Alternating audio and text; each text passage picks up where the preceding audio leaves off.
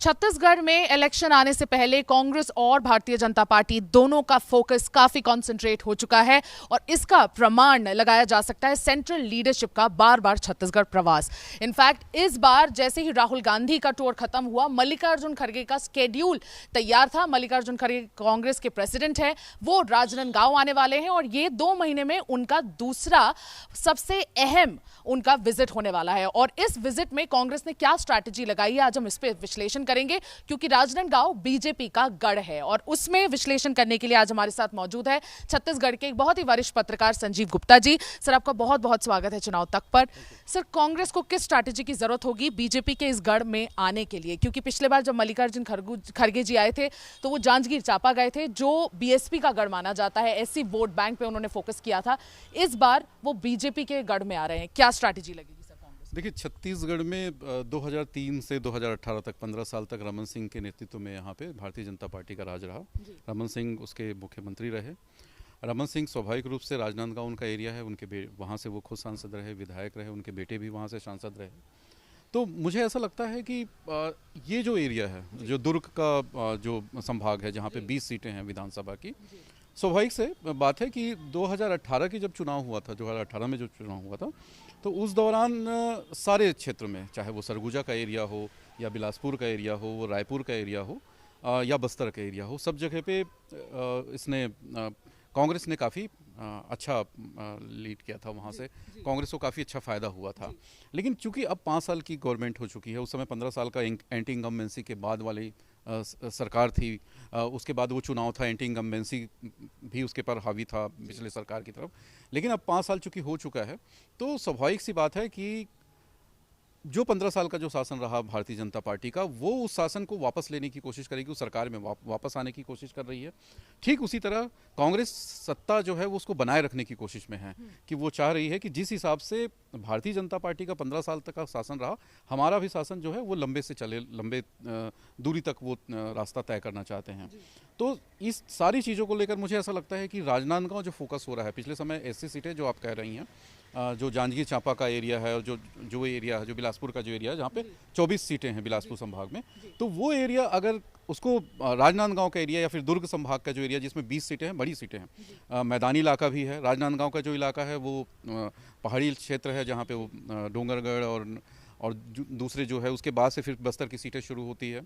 तो मुझे ऐसा लगता है कि कांग्रेस जो है वहाँ पे निश्चित तौर पे फोकस करने की कोशिश करेगी, वहाँ से ज़्यादा सीट लेने की कोशिश करेगी। क्योंकि देखिए, मुझे जो जानकारी, आपको भी जानकारी होगी कि भारतीय जनता पार्टी ने रमन सिंह को साइडलाइन नहीं किया अभी चुनाव से। ऐसा नहीं है कि वो रमन सिंह को पूरी तरह से साइडलाइन कर दिया हो।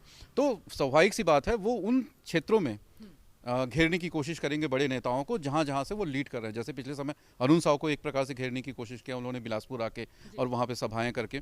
अब वो राजनांदगांव में जाकर रमन सिंह को एक प्रकार से वो घेरने की कोशिश करेंगे। और मुझे लगता है कि कांग्रेस की स्ट्रेटजी यही है कि पूरी तरह से हम फिर से सत्ता में आएँ, और जिस हिसाब से वो मेहनत कर रहे हैं, जिस हिसाब से उनकी चीज़ें चल रही है, तो ये स्वाभाविक सी बात है। और भारतीय जनता पार्टी की भी अब पूरी कोशिश भी रह रही है। तो मुझे लगता है कि वो इस क्षेत्र में वो अपना फोकस आने वाले समय में और भी करेंगे। सर, इस क्षेत्र में फोकस और भी करेंगे। और आपने एक बात कही कि रमन सिंह जी को साइडलाइन नहीं किया गया है, अपने आप में काफी स्पष्ट हो चुका है। और सर, ये भी बात ध्यान में रखने लायक है कि परिवर्तन यात्रा जो हो रही है, 2 साइमल्टेनियसली निकाली जा रही है, एक 12 तारीख को, एक 16 तारीख को। एक निकाली जा रही है नॉर्दर्न मोस्ट सरगुजा से, एक निकाली जा रही है बस्तर से, और दोनों अलग अलग लीडरशिप में निकाली जा रही है, एक अरुण साव जी की लीडरशिप में और एक रमन सिंह के लीडरशिप में। पार्टी बहुत साफ कर चुकी है कि पॉस्चरिंग भले डॉक्टर रमन सिंह नेतृत्व नहीं करेंगे, लेकिन वो की रोल जरूर प्ले करेंगे। निश्चित तौर पे मैं आपको कह रहा हूँ कि अभी भी, मैं इससे पहले इसी बात पे आया था मैं, कि अभी भी ऐसा नहीं है कि 15 साल तक वो मुख्यमंत्री रहे हैं। स्वाभाविक रूप से वो नेता हैं भारतीय जनता पार्टी के रमन सिंह। आप उनको नकार नहीं सकते हैं कि रमन सिंह अब तो बीती बात हो गई, ऐसा नहीं कह सकते हैं। रमन सिंह ने 2003 से 2018 तक लंबा शासन दिया, 15 साल का शासन दिया, और स्वाभाविक रूप से एकमात्र चेहरा भी रहे हैं वो। उनके बीच में उनके खिलाफ कुछ बातें उठी। एक आपको याद होगा, जो अनुसूचित जनजाति के जो नेता है, आदिवासी नेता है, वो भी आगे आने की कोशिश की। एक उन्होंने आदिवासी पूरा एक अपने हिसाब से चलाया भी था कि हम अब मुख्यमंत्री आदिवासी होना चाहिए, और भी तमाम तरह की चीज़ें हुई। लेकिन उसके बावजूद भी भारतीय जनता पार्टी के जो आला कमान है, भारतीय जनता पार्टी का जो उच्च नेतृत्व है, जो शीर्ष नेतृत्व है, उन्होंने रमन सिंह को के ऊपर भरोसा जताया था पिछले 15 साल से। तो आप ऐसा नहीं है कि बिल्कुल रमन सिंह को साइडलाइन कर देंगे। यही कारण है जो आप कह रही हैं कि एक हिस्से से रमन सिंह लीड कर रहे हैं परिवर्तन यात्रा को, दूसरे हिस्से को अरुण साव लीड कर रहे हैं। और मुझे ऐसा लगता है कि आने वाले समय में जब तक अगर चुनाव की जीत की संभावना बनती है कि कौन मुख्यमंत्री होगा, कौन नहीं होगा, ये बात की बात है। लेकिन मुझे ऐसा लगता है कि भारतीय जनता पार्टी का नेतृत्व ये भी बताने की कोशिश कर रहा है कि हमारे पास भी नेता है, नेता की कमी नहीं है, और सारे लोग मिलकर चुनाव लड़ेंगे और किसी भी प्रकार का इन आपस में अंदरूनी कलह जो है भारतीय जनता पार्टी में नहीं है। बिल्कुल, एक कलेक्टिव लीडरशिप के साथ आगे बढ़ेंगे भारतीय जनता पार्टी। सर, राजनांदगांव में साहू और कुर्मी वोट भी बहुत ज़्यादा है, और कुर्मी जो वोट बैंक है अब कांग्रेस के पाले में बहुत ज़्यादा देखने को मिलता है, क्योंकि कुर्मी ही हमारे चीफ मिनिस्टर भी है। आपको लगता है कि इस चीज़ पर भी कांग्रेस का फोकस रहना चाहिए कि कुर्मी वोट बैंक को भी वहाँ पे साधने के लिए उनको एक ज़रूरत पड़नी चाहिए? देखिए, मुझे ऐसा लगता है कि 2018 के चुनाव तक किसी भी चुनाव में, 2003 से भी चुनाव मैंने कवर किया, 2008 का, 2013 का, 2018 का, सब जो चुनाव में कवर किया, मुझे कहीं भी यहाँ पे उस तरह की जो राजनीति, जातिवाद को लेकर जो राजनीति होती है या धर्म को लेकर राजनीति होती है, वो जनरली छत्तीसगढ़ में नहीं हुई। लेकिन मुझे ऐसा लगता है कि इस चुनाव में जो 2023 का जो विधानसभा चुनाव है, कुछ चीज़ों का समावेश होगा। इससे पहले जो घटनाएं हुई हैं, बीरनपुर की घटनाएं और तमाम तरह की अलग अलग जो घटनाएं हुई हैं, मुझे ऐसा लगता है कि कुछ हिंदू और इसमें जो जिस हिसाब से हिंदुत्व और इस तरह का मामला भी सामने आने वाला है। और जाति को लेकर जो आप जो कह रही हैं कि कुर्मी क्षेत्र है, वहाँ पे साहू का भी बड़ा है, साहू एक बड़ा है, सबसे ज़्यादा यहाँ पे जो है। तो मुझे ऐसा लगता है कि स्वाभाविक रूप से बात है कि कुर्मी चूँकि मुख्यमंत्री जो है यहाँ के वो उसी जाति से आते हैं, तो स्वाभाविक से एक तो रहता है।